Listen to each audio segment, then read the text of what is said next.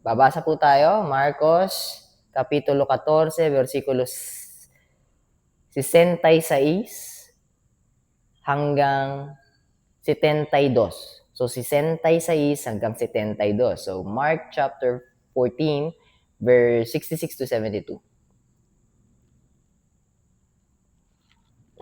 So, yun po yung babasahin natin today. Ngayon, dito sa Bible app na binabasa natin, sa YouVersion, tapos Bible version na binabasa natin is Ang Salita ng Diyos, ASD. May title po na nakasulat, Ikinaila ni Pedro si Jesus. So, if you recall our previous Bible reading in ASD, ito na yung part na sinasabi noon sa unang mga binasa natin. Na doon sa Last Supper, sa huling hapunan.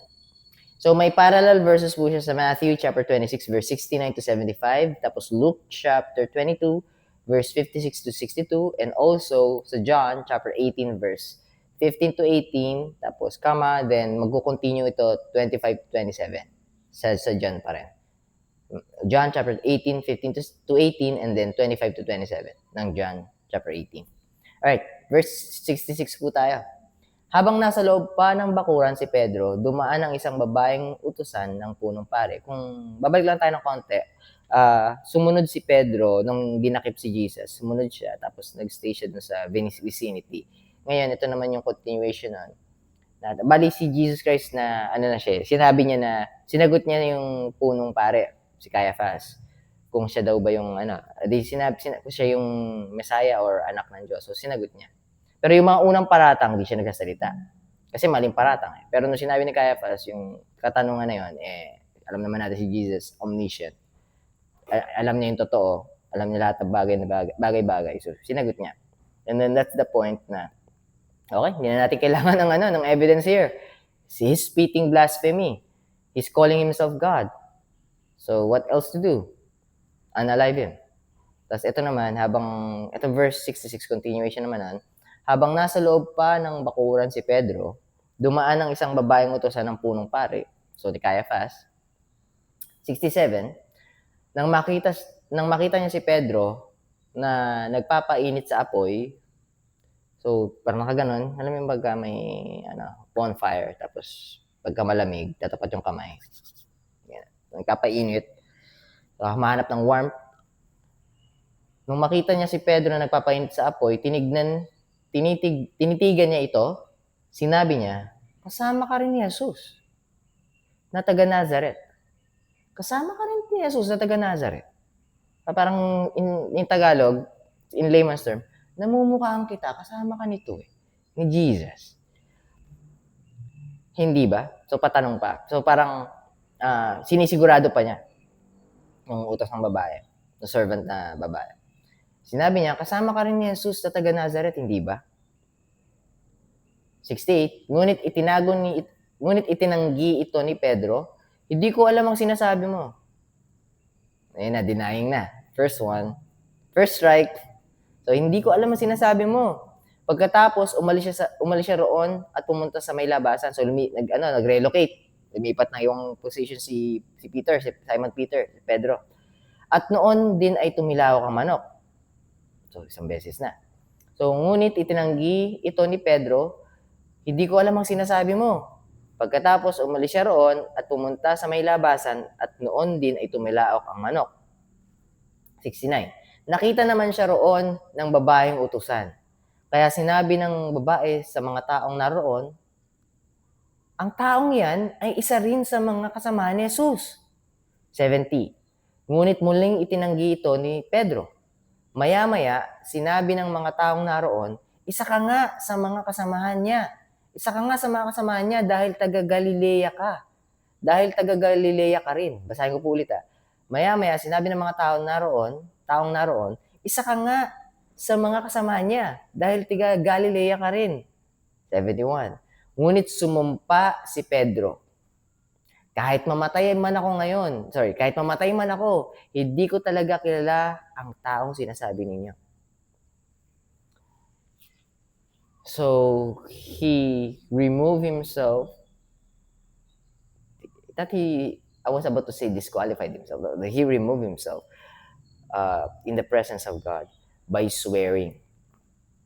Sumumpa si Pedro, ngunit sumumpa si Pedro, kahit mamatay man ako ngayon, kahit mamatay man ako, hindi ko talaga kilala ang taong sinasabi ninyo. Ano ibig sabihin? He sweared, he promised, he swear,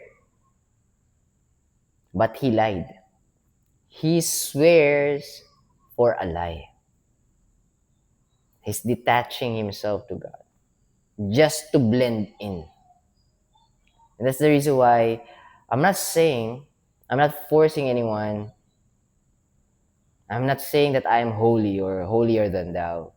But when I've understood, when I am trying to say curse word just for habit or because I habitually have done those things or said those things, it's like normal unto me.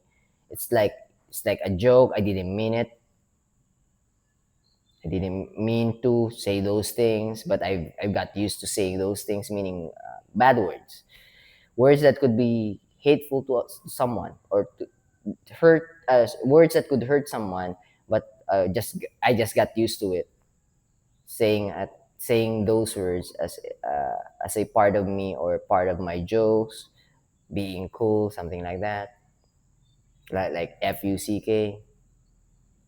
even though it is not necessary for the sentence, just to look cool. So when I've read this, all right, Lord, when people is accusing Apostle Peter that Apostle Peter is one of you, for him to deny you 3 times, so for the people could stop bugging him, stop annoying him, Lord, he cursed. He cursed. And he lied. So since I realized that, I stopped. It's been a while since I say last bad words. Napakatagal na talaga.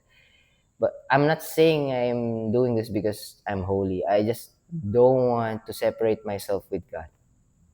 And because I don't want to deny God anymore. I'm done denying God. I am of God. Whether you like it or not. What I'm trying to say is, I'm so in love with God, I don't want to grieve Him intentionally. So I'm not saying that I would be living perfectly. No one lives perfectly, even after accepting and receiving God as our Lord and one and only Savior. Even the Holy Spirit living inside of a person keeps on falling short. Even the Holy Spirit is in him already. And that's the sign, and that's an evidence that we will always need God. There will be no time that we don't need God. It's just Satan that's telling us that you don't need God. But in reality, we need God. Every second, every millisecond, every second, every minute, every hour, every day, every week, every month, every year. We need God. So now, let me just continue reading. It's already 8 minutes. Kaya yung verse 72, verse 17, verse 72, basahin ko po sa KJV. At least yung verse 72 and verse 70. Verse 70 and 71 sa KJV. Tapos babalikan natin yung verse 72. Kasi gusto ko talagang basahin ito. Verse 70, and he denied it again. And a little after, they that stood by said again to Peter, surely thou art one of them, for thou art a Galilean, and thy speech agreeth thereto. So, sa ASD, hindi ganun kaklaro yung pagkakano. Pero dito sa KJV, kita nyo, we know you by your speech. We know you. That's the same language that Jesus Christ is using. That's the reason why we know. Aside from we recall you by your face, we know that you're one of Him because of your speech. Now 71. But he began to curse, to separate himself to God so he couldn't be annoyed and bothered by the people. In the beginning of the Last Supper, no, to the death, to prison, I'll be with you. But now that he heard that they will unalive Jesus, he separate himself. He cannot separate himself right away because they know, they can feel, and they can see that he's one of them. To be not part of Christ, he cursed. He go back to previous state. He cursed, but he began to curse and to swear, saying, I know not this man of whom ye speak. No, see, our language are the same now. So you're wrong, you're mistaken, I am not one of them. Lies. He began to curse, he began to swear, and he began to lie, just to separate himself with God. And that's the reason why I avoided saying bad things. A lot of good things came from that mindset. First off, I wasn't able to hurt deliberately anyone else by saying bad things. I got used to it. Yung ex ko, pagka nag-aaway kami, bam, bam, bam, bam, bam, bam. Hanggang sa umabot sa point na pati siya marunong nang magsalita. Nakaka-counter niya na ako ng mga masasakit na salita. So, because of me. That's because of me. So, ganun kalala yung pagsasalita ako ng masama. Tsaka, parang yun din yung naging way ko kung ba't marunong ako makipag-battle rap before. Because I know I can just say worse things towards you. And people who's gonna hear it on that battle rap session, okay, or yung event, I know that they will laugh at you after I speak this horrendous things. So, when I got to know God, all right, Lord, sorry, my bad.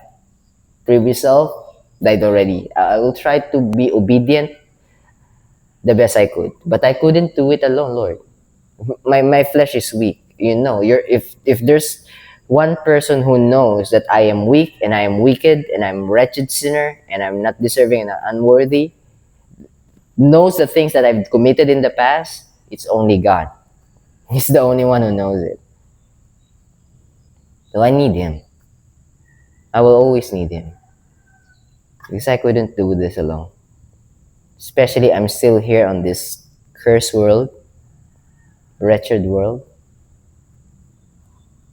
I will. I will always need God to be with me and to be by my side. To keep on helping me to try and not stumble, even though He knows I'm gonna stumble. He knows you're gonna stumble as well. And that's the reason why Jesus Christ is necessary to be sent by God the Father. Because no one among us could live a perfect life, holy life, and righteous life. It is only God that was able to do it in the person of Jesus Christ. 72. Last verse na po tayo, ISD, 13 minutes naman na. Noon din ay muling tumilawak ang manok. So the second time around. Noon din ay muling tumilawak ang manok at naalala ni Pedro ang sinabi sa kanya ni Jesus. Bago tumilawak, so quoting na po to. Ito yung sinabi ni Jesus sa Last Supper. Bago tumilawak ang manok ng 2 beses, 3 beses mong ikakaila na kilala mo ako. At tumagulgol siya. And then he wept. Because he remembered. Because he remembered as well that during that time that our Lord Jesus Christ said that to Peter, he negates it. He countered it. He argued about it. Lord, to the death. Lord, even into prison, even unto the death, even unto death, I'll be with you. I'll never leave you. I'll never deny you. But then Peter remembered, all right, he's God. He knows what he's saying. I don't know. I'm just going with the flow with my emotions. And I am wrong. He is right. All right. So, yun po yung Bible reading natin today. Praise God. 15 minutes lang, less than 15 minutes. But napaka-fruitful and napakalaman. And a great reminder for us. So, I'm gonna read tomorrow. Last part na po pala to ng chapter 14, kapitulo 14, kapitulo 15 na po tayo bukas. So, God bless you. Keep safe. I'll be seeing you tomorrow. Bye for now.